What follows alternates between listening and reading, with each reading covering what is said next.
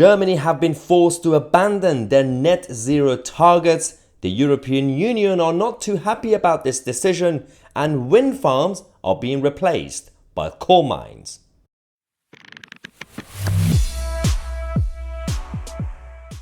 Oh dear, there's the united family of the European Union are no longer that united. The Germans have been forced, without any really choice, they have been forced to go a different direction when it comes to energy and energy security. So for various reasons, by the way. One is that the global consensus around net zero is collapsing. The whole narrative is collapsing because it was never going to happen. And throughout the whole process, normal people's lives will be destroyed.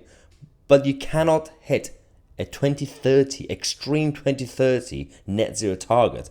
It's just not a thing. It cannot happen.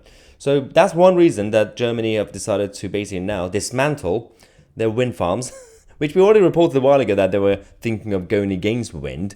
But now they've confirmed that they are replacing it with coal. And they have also been considering coal mines recently to open more, because there are a lot of restrictions around everything else as well, especially when it comes to nuclear.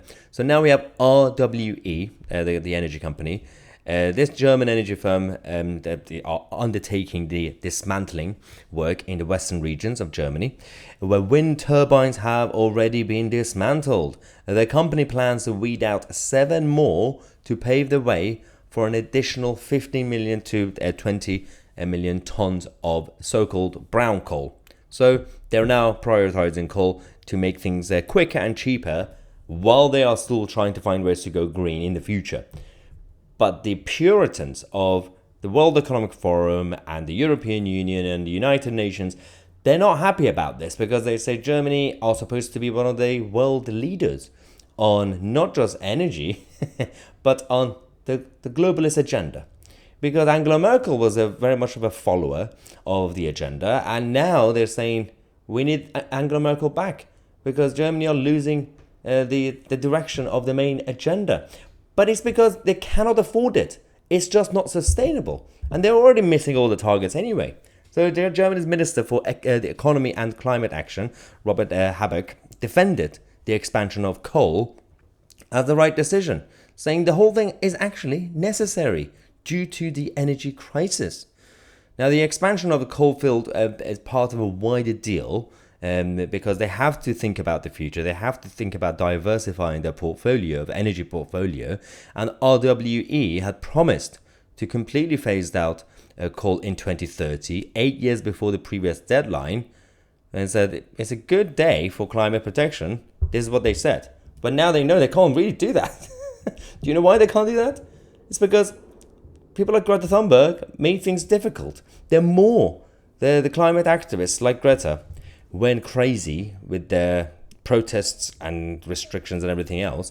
The whole thing backfired on the establishment. Remember when Greta Thunberg in January was arrested in Germany? This was the beginning of the decision to go towards coal in Germany. And she was arrested, nothing really happened, and then she was arrested again in Sweden, then something happened, she was found guilty. She's still going to do it because the system is not really going to punish these sort of people.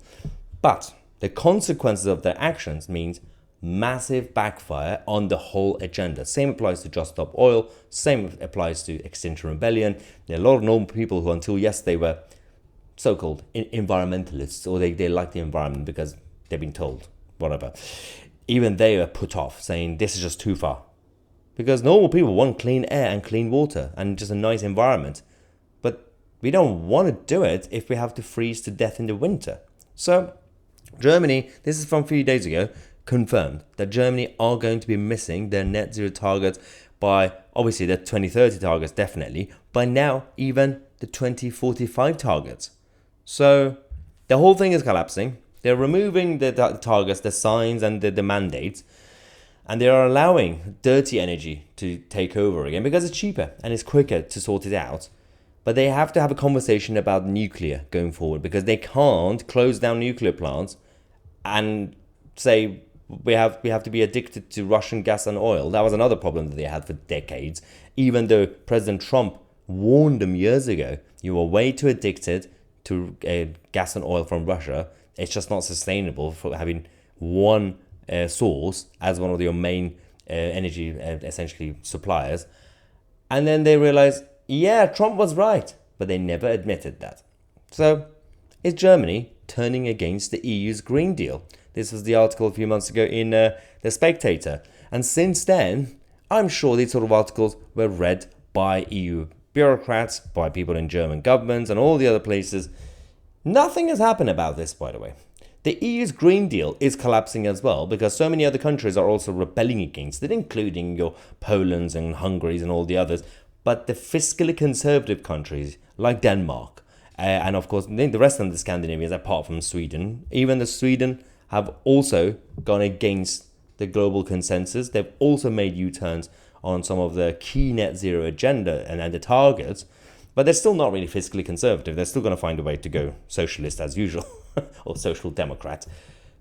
And the Netherlands, they are the only ones who right now, they're still, despite the fact that the Dutch political culture is still relatively small c conservative, they are definitely fiscally conservative with economic matters, but they are one of the main drivers of this globalist agenda, which is absolutely embarrassing for people from the Netherlands, and I feel sorry for them. And we can't talk because we've left the European Union and we're still doing it. Because the whole agenda is not just about the EU, it's about the whole world. When you have the United Nations panels doing it, when you've got every single event at Davos, the annual conference in Davos, every event becomes something about net zero. Even if they're talking about something different, they always make it about the net zero agenda. It's like some sort of hardwired robotic mentality. Like you go in, you have a drink, I like net zero. You just become part of the machine. It's so embarrassing. There is no diversity of thought at Davos or the European Union or the United Nations. You have to be a yes man to be part of the club. Let me know what you think. I'm Maya Tousi, and we are the media.